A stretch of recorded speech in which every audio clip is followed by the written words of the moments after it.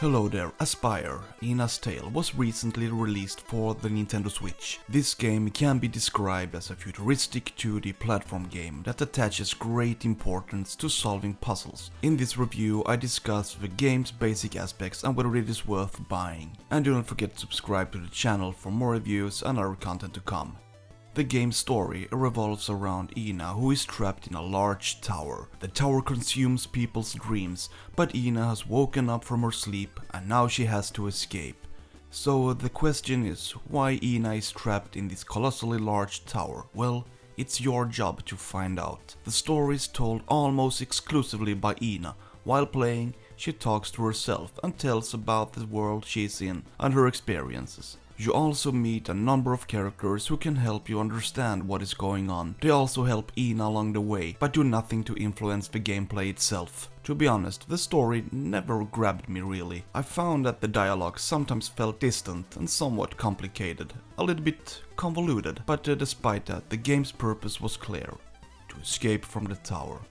The game is full of puzzles. Most often it's about moving boxes to get to a new place.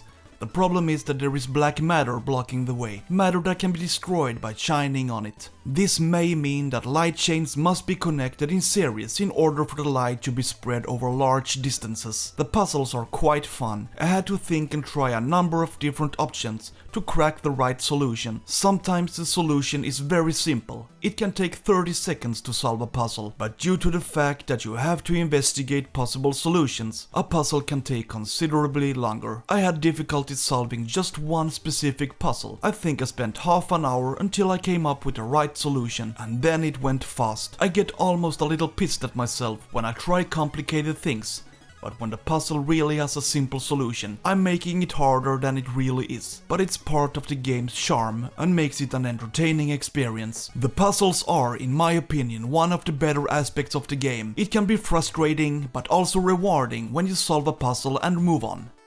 The art style of this game is, in my opinion, really good. You run around in pixelated environments that have a distinct futuristic character. The mixture of the futuristic and the mysterious makes the experience feel fresh and interesting. I enjoyed running around the game and seeing all the details and all the graphic background layers. In addition, each world has its own style in its own right, with colors and unique objects. Sometimes you're also surprised. Out of nowhere, this big robot appears. It's details like these that make the game a varied experience. The game developers have managed to keep the flame going. It never becomes boring to run around in this game, and this is mainly because the game looks so great.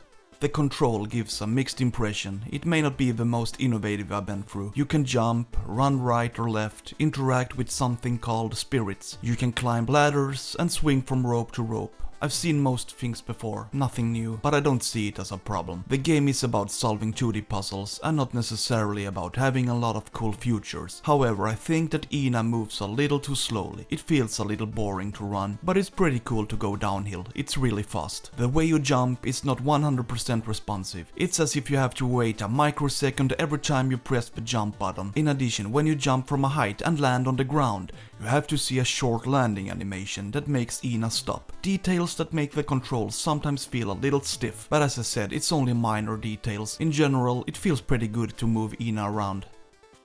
Aspyr, Ina's Tale is an indie game that offers some challenges and difficulties, but it depends on how good you are at solving two-dimensional puzzles. This is without a doubt one of the better aspects of the game. The game is quite short. It should be possible to complete in under 2 hours. The graphics are perfectly okay with varied and detailed environments. The control is not the best. I thought it felt a bit clumsy at times. Above all, you run a little too slow and the jumping is not so responsive. In terms of replay value, it's quite low.